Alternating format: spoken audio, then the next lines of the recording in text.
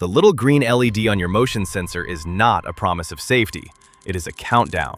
That blinking light represents a finite chemical reaction inside a lithium-ion cell, or a fragile connection to a power grid that is currently holding on by a thread. When the grid collapses, or when an electromagnetic pulse fries the delicate silicon wafers inside your smart home hub, your multi-thousand-dollar security system becomes nothing more than plastic wall art. You will be sitting in the dark, deaf and blind, while the desperate and the starving move quietly toward your threshold. Silence is not peace. Silence is the sound of your perimeter being breached. Before we engineer the solution to this darkness, you must establish a protocol of communication. Strike a signal flare in the chaos by pressing the like button to confirm you are still operational. If you want to receive the schematics for survival when the networks go down, subscribe to the channel. Do it now, before the bandwidth disappears forever. The modern security industry sells you a dangerous illusion based on the assumption of continuity. Security companies market Wi-Fi capability, cloud storage, and remote monitoring as features, but in a collapse scenario, these are catastrophic points of failure. The fundamental flaw lies in the dependency on the flow of electrons. Your safety currently hangs on the continuity of an electrical circuit. When the voltage drops to zero, the magnetic field in the solenoid that locks your smart lock dissipates. The infrared sensors that watch your driveway lose their bias voltage and go blind. The algorithm designed to detect human shapes cannot run without a processor. You have outsourced your vigilance to a system that cannot survive without a constant feeding of energy. This is a violation of the primary survival directive, which dictates that simplicity yields reliability. To survive, we must abandon the electron and return to the atom. We must replace code with mechanics. The solution is not found in a Best Buy, but in the intersection of Hooke's law and basic chemistry. We are going to build a tripwire alarm that requires zero voltage, has an indefinite shelf life, and costs less than a cup of coffee. The core of this system is the humble Mousetrap. Do not look at this object as a pest control device. Look at it as an engineer looks at it. A Mousetrap is a compact, high-tension energy storage unit. It utilizes a torsion spring, a coil of steel wire that accumulates potential energy when twisted. Unlike a battery, which loses charge through self-discharge rates over months, a steel spring under tension creates a mechanical battery that can hold its charge for decades. As long as the molecular structure of the steel remains intact, the energy is waiting. Kinetic potential is the only battery that does not expire. Most people fail to understand the sheer violence contained within that spring. When the holding bar is released, the potential energy is converted into kinetic energy in a fraction of a second. The hammer arm swings over a 180-degree arc with enough force to break the cervical vertebrae of a rodent. We are going to harness this snap, but not to kill a rat. We're going to use it to initiate a chemical reaction. The objective is to create a silent alarm. In a tactical environment, noise is information. A loud siren might scare off an amateur looter, but it also broadcasts your location to every other threat in a 5-mile radius. It tells the organized gangs exactly where the supplies are. A silent alarm, however, gives you the most valuable asset in combat, which is asymmetric information. You know they are there. They do not know you know. This brings us to the indicator mechanism, which relies on chemiluminescence. You know these as glow sticks or Sialume lights. Inside that plastic tube is a delicate dance of chemistry waiting to happen. The outer plastic casing holds a solution of a phenyl oxalate ester and a fluorescent dye. Floating inside that solution is a fragile glass vial containing hydrogen peroxide. When you bend the stick, you break the glass. The hydrogen peroxide mixes with the phenyl oxalate ester, triggering a chemical reaction that releases energy. This energy excites the electrons in the fluorescent dye, causing them to jump to a higher energy state. As the electrons fall back to their ground state, they release a photon. This is cold light. This is warning without sound. To weaponize these components, you must modify the delivery system. The standard Mousetrap is designed to trigger on the slightest downward pressure on the bait pedal. For a perimeter tripwire, this is insufficient and prone to false positives caused by wind or structural settling. You need to convert the trigger mechanism from a pressure plate to a tension release. This involves drilling a small hole through the wooden or plastic base of the trap, directly aligned with the catch that holds the hammer arm down. You will run your trip line, preferably a high-tensile fishing line or dark Kevlar thread, from the intruder's entry point to a spacer wedged between the hammer and the catch. The physics here relies on static friction. The friction holds the potential energy in check. When the intruder pushes the door or crosses the hallway, their movement applies tension to the line, overcoming the static friction and pulling the spacer out. Once the spacer is removed, the torsion spring dictates the outcome. The hammer arm flies over, but instead of hitting the wood, it impacts the glow stick, which you have secured perpendicular to the kill zone. The force of the Mousetrap hammer is calculated to be significantly higher than the structural integrity of the internal glass ampule within the light stick. The glass shatters instantly. The chemicals mix. In the pitch black of a grid-down house, a sudden, bright green or red glow illuminates the hallway. The intruder does not hear a siren. They do not know they have been detected. But you, watching from the shadows of the stairwell, see the light. You have target identification. You have the upper hand. The trap has snapped, and the hunt begins. But this system is not just about a single door. It is about understanding the geometry of your defensive perimeter. A single alarm is a point. Multiple alarms form a net. You must understand how to position these mechanical sentries so that the light is visible to you but obscured from the intruder until it is too late. You must master the angles of incidence and reflection. A glow stick activating under a door frame creates a specific light signature that identifies exactly which barrier has been breached. This is analog telemetry. This is low-tech data transmission. However, there is a flaw in the standard glow stick setup that we must address. In cold weather, the chemical reaction slows down. The Arrhenius equation dictates that reaction rates decrease as temperature drops. If your perimeter is freezing, the glow stick might be too dim to wake you. We need to discuss how to amplify this signal and how to adapt the mechanism for an audible alert using percussion caps for when stealth is no longer an option and immediate deterrence is required. We need to escalate force. Cold is the great dampener of all chemical enthusiasm. If the grid has been down for weeks during a winter freeze, the ambient temperature inside your unheated home will plummet, dragging the efficiency of your chemical light sources down with it. The Arrhenius equation states that for every 10-degree drop in Celsius, the rate of a chemical reaction is cut roughly in half. In a freezing corridor, your glow stick might not snap into a brilliant beacon of warning. Instead, it may only emit a dull, ghostly phosphorescence that is too weak to penetrate the veil of sleep or the layers of anxiety that cloud your vision. Chemistry is subject to environmental variables. Mechanics is not. When the temperature drops, we must trade the silent photon for the violent sonic wave.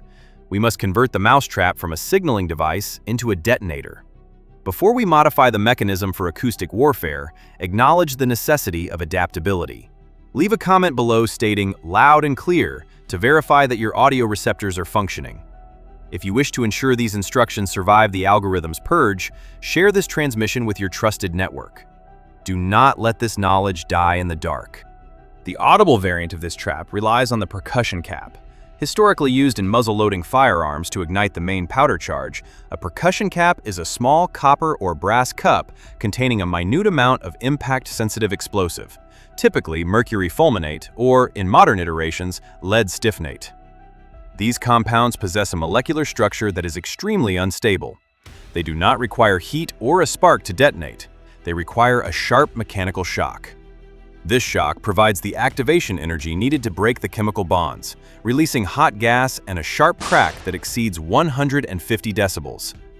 This is not a warning. This is a declaration of presence. To utilize this, the Mousetrap must be modified from a blunt instrument into a precision striker. The flat bar of the hammer arm spreads its force over a wide area, which is perfect for crushing a windpipe or breaking a glass vial, but insufficient to trigger a primer. We need to focus that kinetic energy into a single microscopic point. This requires the installation of a firing pin. You will attach a small screw, a cut nail, or even a hardtack to the center of the hammer arm where it strikes the base. The physics here is governed by the formula for pressure, which is force divided by area. By reducing the surface area of the impact point to the tip of a nail, you exponentially increase the pressure delivered to the target. You are turning a slap into a stab. On the base of the trap, directly underneath where this new firing pin will strike, you must create a cradle to hold the percussion cap. This can be as simple as a drilled hole in a metal washer glued to the wood, ensuring the cap stays stationary. When the trap is tripped, the spring drives the firing pin down into the cup of the percussion cap, crushing the fulminate against the washer. The result is an instantaneous, deafening crack that serves two distinct tactical purposes. First, it wakes you up with an adrenaline spike that chemistry cannot replicate. In a survival situation, fatigue is a lethal narcotic. You need an alarm that triggers your autonomic nervous system, bypassing the logic centers and sending your body directly into fight-or-flight mode. Second, the sound acts as a psychological weapon against the intruder. The sound of a percussion cap is indistinguishable from the sound of a small-caliber firearm discharge. Fear is a calculation. When an intruder forces a door open and is immediately greeted by the sound of a gunshot, their calculation changes. The perceived risk skyrockets. They do not know if they have been shot at, or if they have tripped a booby trap, or if you are standing right there. The hesitation this causes buys you the seconds you need to acquire your target or evacuate the zone. However, constructing a device that holds stored mechanical energy and high explosives requires a strict adherence to safety protocols during the setup phase. The Mousetrap does not care about your fingers or your intentions. It only respects the physics of the trigger. To set this safely, you must utilize a safety pin. Drill a hole through the base and the hammer arm when it is in the cocked position. Insert a nail or a stiff wire through this hole. This safety pin physically blocks the hammer from moving, even if the trigger is accidentally bumped while you are rigging the tripwire. Only remove the safety pin when the perimeter is set, you are behind the line, and you are ready to accept the consequences of a misfire. Negligence in this phase results in self-injury, and in a world without hospitals, a shattered finger or a blast burn is not an inconvenience. It is a vector for gangrene and death. Once the perimeter is seeded with these mechanical sentries, you have created a layered defense. You can mix the silent glow stick traps on the outer perimeter to gather intelligence on movement without revealing your position, and place the percussion traps on the inner choke points, such as the stairwell or the bedroom door, as a final line of defense. The silent traps tell you they are coming, the loud traps tell you they are here. Information is ammunition. But a trap is only useful if it actually catches something. We must now turn our attention to the art of the tripwire itself. The standard fishing line is strong, but it glints in the moonlight.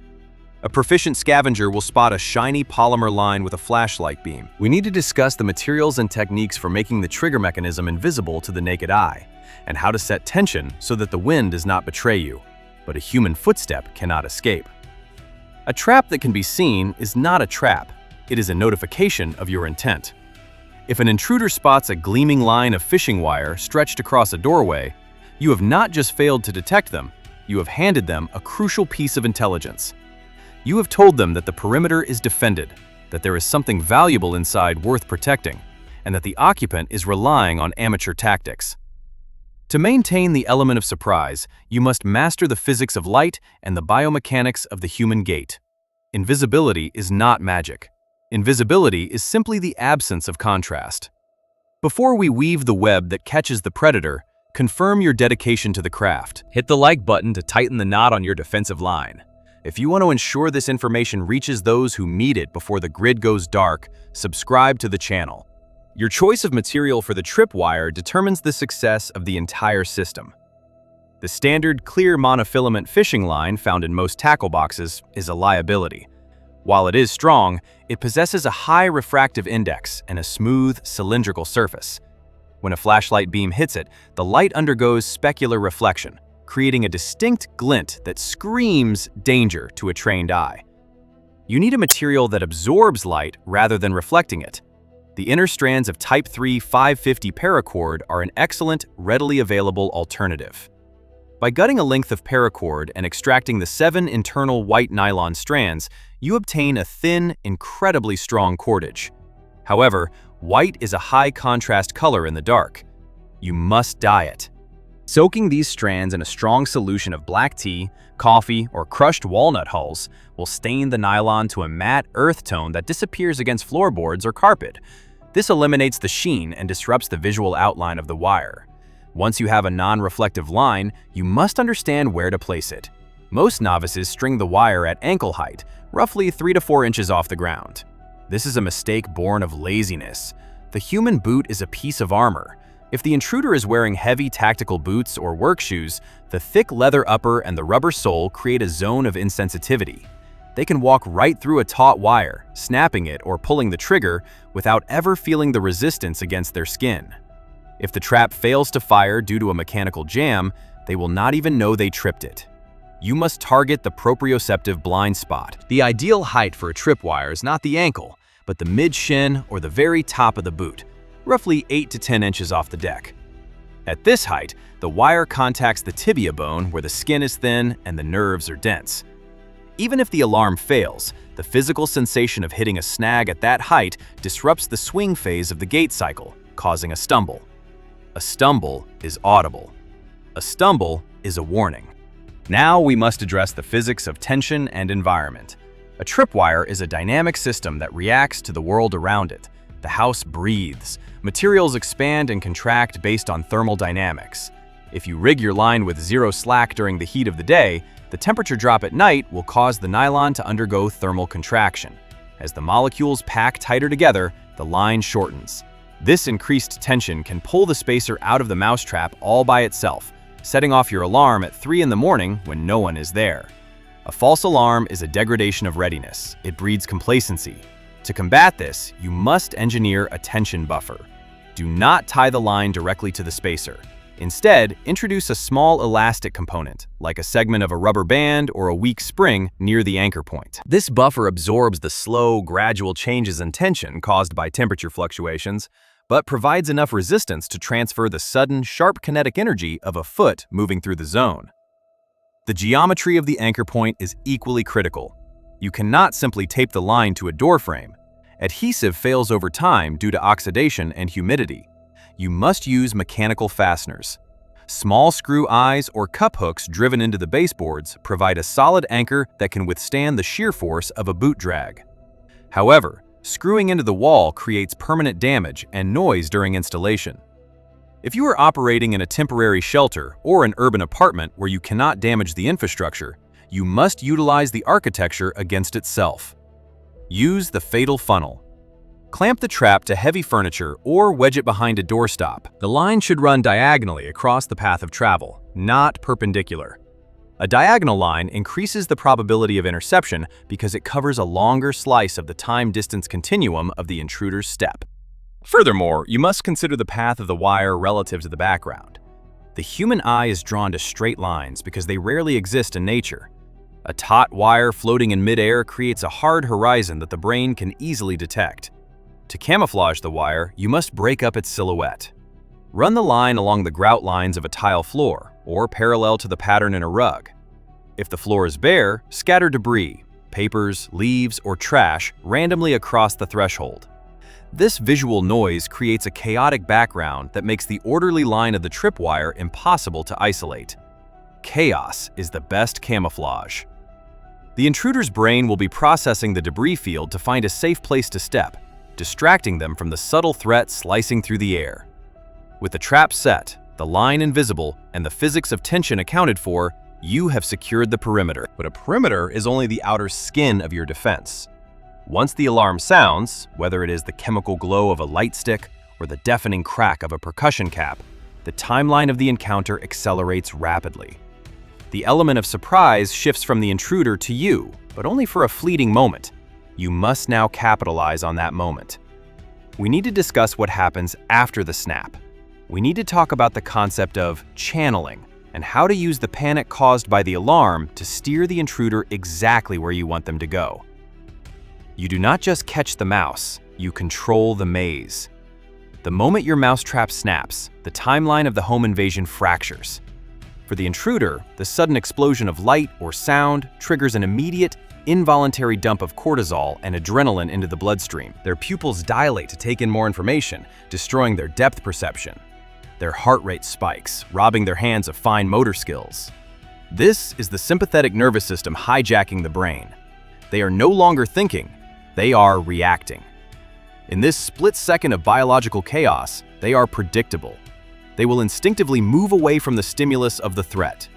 This is where the amateur celebrates the detection, but the survivalist executes the manipulation. Do not just alarm the perimeter, weaponize the panic. Before we map the geometry of the ambush, acknowledge the reality of the threat. Strike the like button to signal that you are the predator, not the prey. If you are ready to learn how to turn your home into a labyrinth of consequences, subscribe to the channel. The tactical concept you must now apply is known as channeling. In the absence of a plan, a panicked human being will always follow the path of least resistance. They will flow like water away from the noise and towards the perceived exit or the nearest shadow.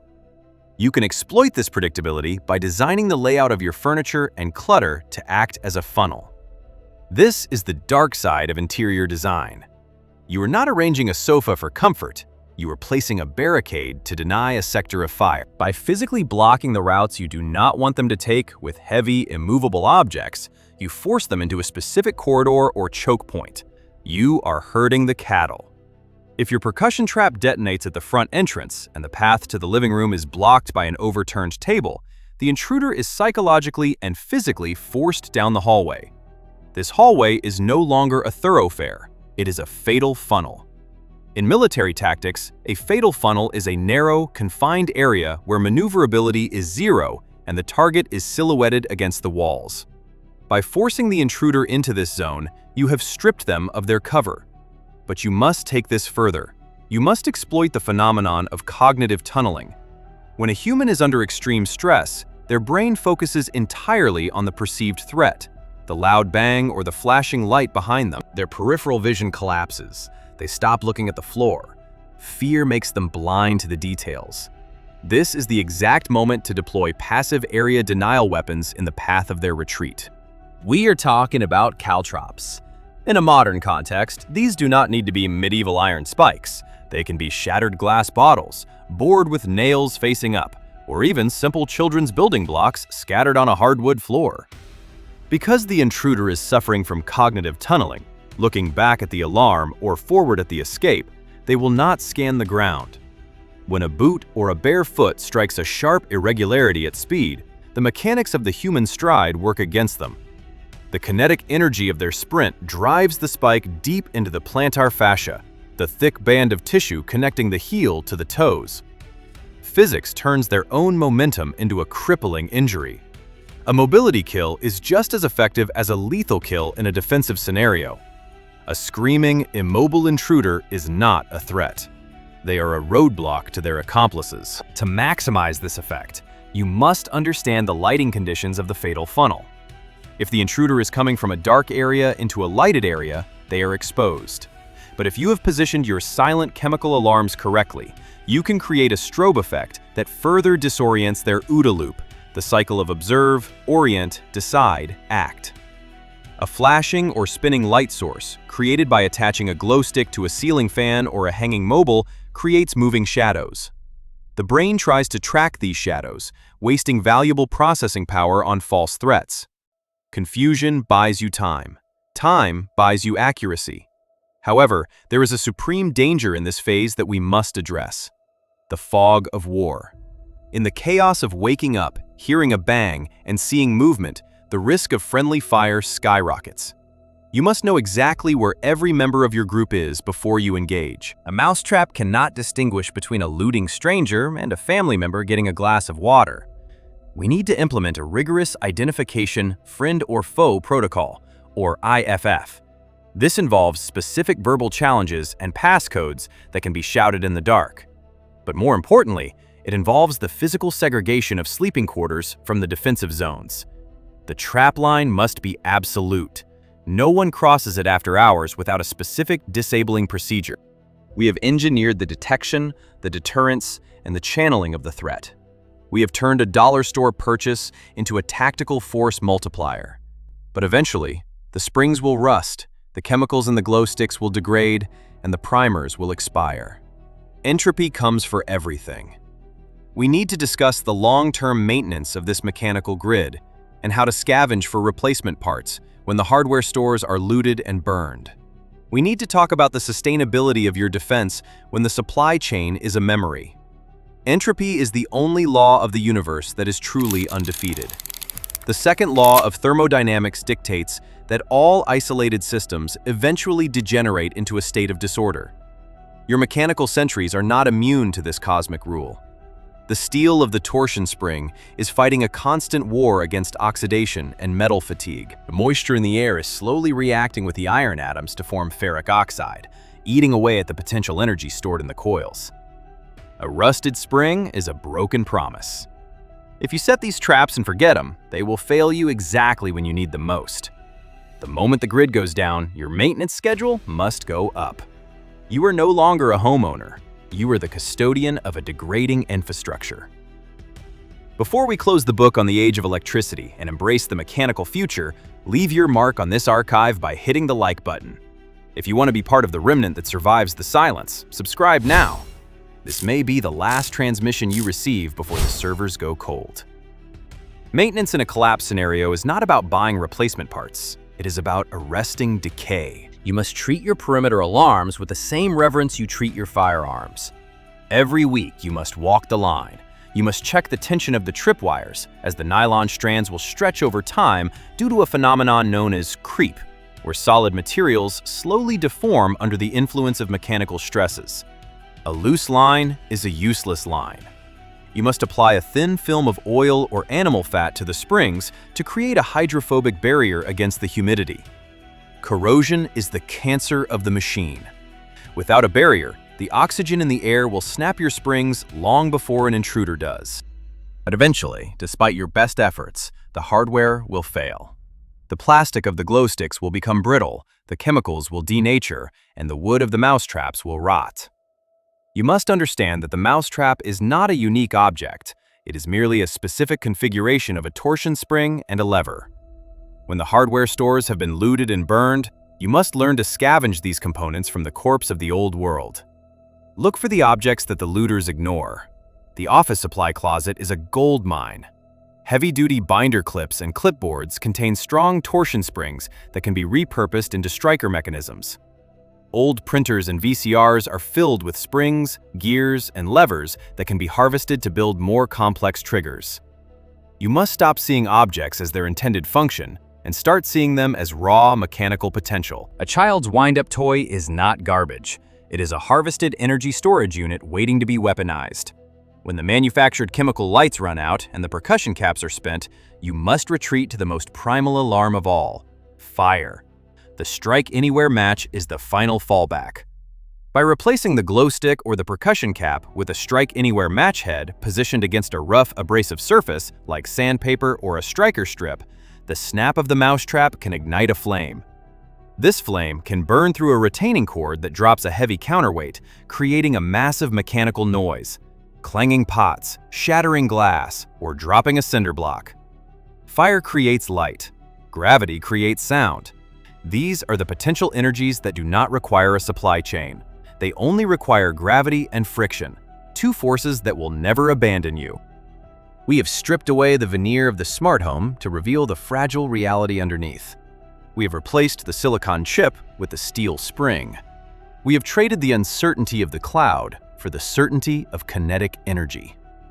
The modern world tells you that safety is a subscription service, a monthly fee you pay to a corporation to watch over you. They want you to believe that a camera is a shield. They are lying. A camera is merely a witness to your demise. It records the tragedy. It does not prevent it. Real security is not passive. Real security is a mechanical system that you build, you understand, and you maintain. The mousetrap alarm is more than a device. It is a philosophy. It is the understanding that when the complex systems fail, the simple systems survive. The intricate algorithms of the banking sector, the delicate logistics of the food distribution network, and the fragile lattice of the power grid are all destined to collapse under their own weight. They are too complex to sustain. But the spring, the lever, and the tripwire are eternal. They are based on the fundamental laws of physics that existed before us and will exist after us. The darkness is coming. It is not a matter of if, but when. The lights will flicker and die. The hum of the refrigerator will cease. The notification sounds on your phone will stop. In that deafening silence, The only thing that will stand between you and the chaos outside is the tension in a steel wire and the vigilance of a prepared mind. You have the knowledge. You have the schematics. The rest is up to the laws of motion. The trap is set. The waiting begins.